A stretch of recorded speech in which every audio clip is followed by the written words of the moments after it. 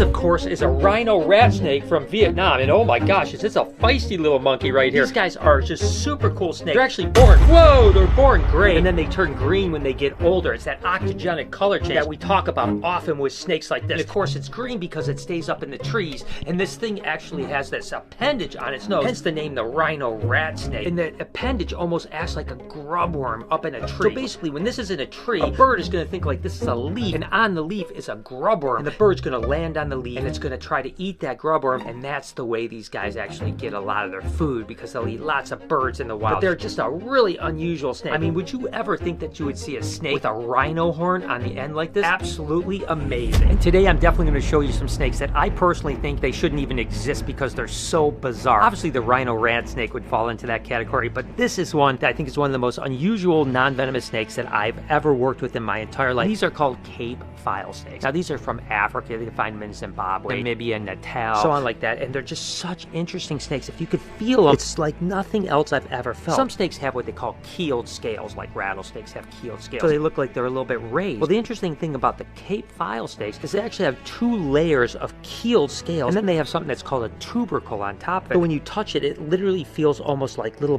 bones and stuff like that. These guys can get relatively large, you know, up to 5 foot, typically about 3.5 foot. So I have a little group of them that I love to death that I hope that next year will be big enough to breed, because producing Cape file snakes is going to be absolutely incredible. They'll have anywhere from like 5 eggs all the way up to a dozen eggs. But just look at that animal. It's so unusual. The way it moves, the way it feels, everything about it is like no other snake I've ever worked with. This is another one of those wacky snakes. Of course, this is a cat-eyed snake, much like the mangrove snake. It's in the same genus, the Boega. This is actually a cyanea, and the thing that's really cool about these guys is when they're born, they're like an orange color with just a green head, and then as they get older, they again go through that octogenic color change, turn completely green. It's much like I've been telling you guys a ton of times that these snakes actually live down below, like in the lower areas, and the oranges can blend into the flowering down there, and then as they get older, they're going to climb up and be more in the trees, which of course that green they need to blend in. But look at this head and this face on this animal. It's such a unique animal, such a big head for a skinny neck and really big eyes. That's why you can tell these are heavily nocturnal animals and can see so well at night. But the entire genus of Boega I'm absolutely obsessed with. These ones are just so unusual that I thought it was worth mentioning. This is such a cool snake and such an unusual snake. This is what they call a puffing snake. We'll see if we can actually get it to puff up. It may not, because it's getting pretty tame. If you get it into a display mode where you can see it starting to just like slightly puff up right now, it'll actually puff its neck up, and that neck puffs up all the way through, and it makes itself bigger. Now this is a clubbered snake that can get 8 or 9 foot long, and when that puff happens, it's just absolutely unbelievably incredible. So it's looking larger for predators, right? Oop, it's looking like it wants to bite me too. I don't want that to happen. That's all right, buddy. Look at how cool that snake is. Again, puffing snake. It's weird, right? Like a snake that can actually puff its neck up. It's very similar to like a cobra if you think about it, but the cobra has the shield, whereas this one just kind of puffs its entire body. And again, if it gets more defensive, it actually puffs up way more than that. You're seeing it about twice the size right now. It can literally puff probably 3 to 4 times the size of its neck. Just a very unusual adaptation to the snake that I've never seen other than this particular one. I'm so blown away by so many snakes. I mean, the colors, the patterns, everything like that. And African house snakes are just incredible. They come in browns, they come in black, all different types of colors. And now there's, of course, mutations like albino, cystic, and all kinds of stuff that a lot of people are working with. But I've been the most kind of enthralled with this particular locality, an Aurora house snake. And it's endemic to South Africa, although it can also be found in eastern Botswana. But there's just something really interesting about this. This doesn't look like your normal house snake that you see. It's got the similar body style, but the eyes are a little bit higher on the head. It's got that green pattern with the orange striping down the dorsal. Really interesting animals. Again, another house snake that you don't see very often here. So I was really happy to bring in a group of these guys. And hopefully with any luck in the next couple years, we'll get them up to size and breed them and actually start reproducing these Aurora house snakes. Because again, I just think an animal that's like this olive green with this orange stripe down it, weird eyes, I mean, it just seems like it shouldn't even exist. You know that I love hognose snakes, in particular Western hognose snakes. We were really on the pioneering edge of a bunch of different color mutations, the albino, pastel pink, axanthic, and the list goes on. But these are really special animals. These are actually what they call tricolored hognose snakes. Now, the Western hognose snakes and Eastern hognose snakes are from North America. You basically have Westerns on this side of the Mississippi. You have Easterns on this side of the Mississippi, more in the northern areas. But this particular one is actually from South America. And I think when I first saw this, I thought someone had actually bred like a Pueblo African milk snake to a western hognose snake and actually produce basically a milk snake / hybrid with a hognose snake. But the truth is, this is a naturally occurring species down in South America called the tricolored hognose. Now, these are highly reproductive animals. I mean, these guys will literally sometimes have 4 or 5 clutches in a year, and they will literally have, 6 or 8 eggs per clutch. Highly productive. You got to get a lot of food into them. So when these guys are in that production window, you literally want to feed them like 2-3 times a week. If not, the females lose so much weight because they put so much into reproduction. And even when you stop breeding them and take the male out, they'll still lay 2 or 3 clutches sometimes after. Really just amazing snakes. But look at how cute that little face is. That thing is adorable. Back at you with my friends over at Raycon. Thank you for sponsoring this video. You guys know I love this company, and the company is all about you not paying an arm and a leg for quality sound or essential smart tech listening devices. It's a no BS product. And thanks to Raycon, you're paying half the price, if not saving more, for basically a product that's the same, if not better quality earbuds. Which means, hey, you can get a second pair and still save money from some of the other big tech brand names. They know that in this economy that every purchase you make has to be perfect. So they offer a buy now, pay later option. Pay as little as $18 at checkout. And you can get 2 years product protection insurance for just a few bucks. And they also offer free domestic shipping and can ship internationally for a flat rate. And that's why they have over 50,000 5-star reviews. They have a bunch of sound profiles that are really cool, like pure sound. I actually like the bass sound. It's really easy. All you have to do is hold the L for 3 seconds and toggle through the actual sound profiles to find the one that's right for you. Another feature I absolutely love is actually their noise isolation, where you want to just listen to your stuff, not hear anything that's going on. Or you can actually put it to awareness mode, where you're still hearing your sound, but you can also hear what's going on outside. That way, if you're watching a kid or me watching Mike over here, making sure he's doing his job, I want to just keep it earshot, I can keep it on awareness mode. It's really cool to be able to toggle between either one depending on what you're doing. Go to buyraycon.com/BrianB for 15% off your order. Plus get free domestic or flat rate international shipping,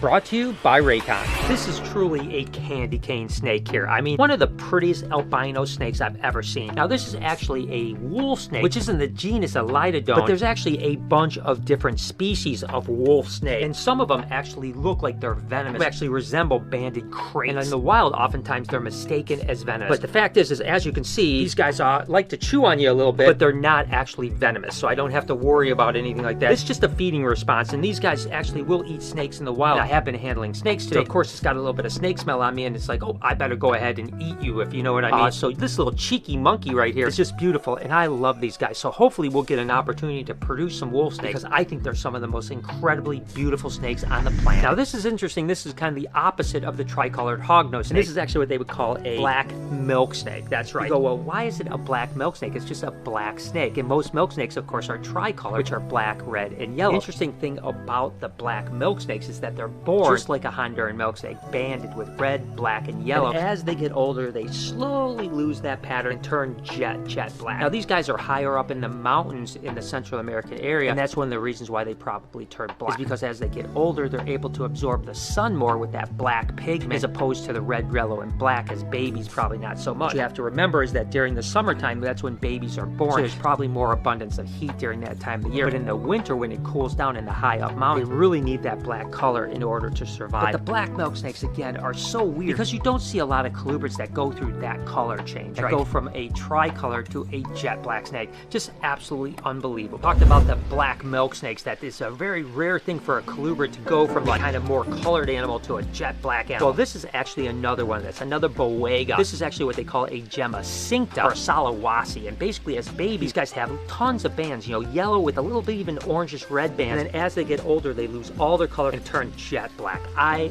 love this. Again, one of my favorite boegas, no doubt about it. I mean, just really cool. It's got that Mexican black sheen to it. It's got that jet black thing going on, but it's also got that big head with that cat eyes. Unbelievably cool animal. I love it. I tell you what, I hope that we breed these in the future too, because I think they're amazing. This is another unusually crazy, weird, unbelievably awesome looking snake. This is what they call a cave-dwelling rat snake from Indonesia. And it's actually in the beauty snake family. This is what they call a cave-dwelling rat, or a cave-dwelling beauty snake. And the thing I think that's so interesting about it is the coloration. Number one, obviously it's interesting. Any snake that lives in caves are kind of really unusual. But look at how the head has kind of got blue and black on it, and then it turns to kind of a tan color, and then towards the tail it turns back to that grayish, bluish black color. Just a really interesting, kind of unusual, big colubrid snake that is not seen very often. And I think it's really, truly amazing. And I can see setting up a really kind of cavey with, vines and stuff over at the new Reptarium with this one actually on display, it's going to be pretty rad. Another super unusual snake right here. This is actually what they call an Indian sand boa, or a jani. This is actually what they call the sunset version, which just makes it a little bit prettier. The normal Indian sand boas are just basically brown. They're born like orange, beautiful color, but then they turn into kind of a brown, kind of ugly snake. But what makes them so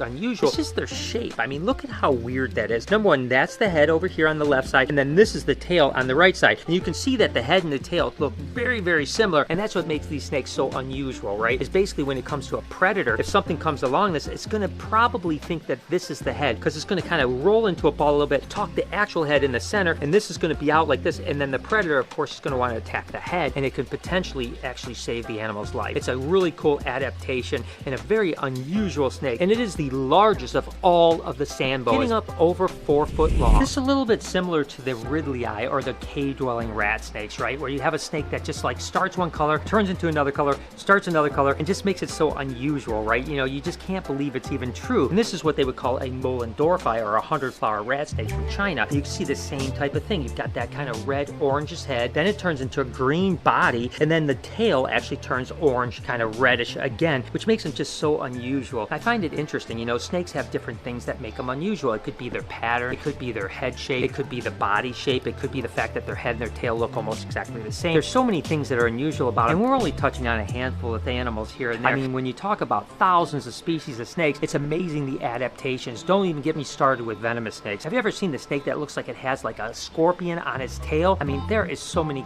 crazy things with the reptile world, and that's what keeps me so interested in snakes all these years, is because no matter how much I know, I'm always continuing to learn more and more about it, and I'm always blown away. Well, there certainly isn't any more unusual snake, or I should say snakes, than of course Ben and Jerry, the two-headed calkin. This isn't an adaptation that has been kind of derived over millions of years of evolution, right? This is just a one-off kind of mutant. It's called polycephaly, or conjoined twins. But I have to mention it because they're super, super cool, right? The other animals I showed you, it's interesting, right? Because for whatever reason, those animals kind of started to evolve in a certain area, whether it's color, you know, size, whatever the case may be, that caused the survival of the species to actually do better. And it, again, took millions of years to get to that level. And it's just really interesting to think about that, you know, in this case, in one generation, you can have a massive kind of immediate pop into something. And then on the other case, the things I showed you are things that happen over millions of years. And that's what's so cool, is the evolution just continues to go on. And we're still finding cool snakes out there that we never knew existed. Hope you guys enjoyed today's video. If you did, there's a playlist that you can watch all kinds of videos. You can also hit that subscription button. It would mean a lot to me. Also, hit that like button while you're down there. Have a wonderful day, Reptile Army. Remember, be kind to someone, and I promise I'll see you in the next one.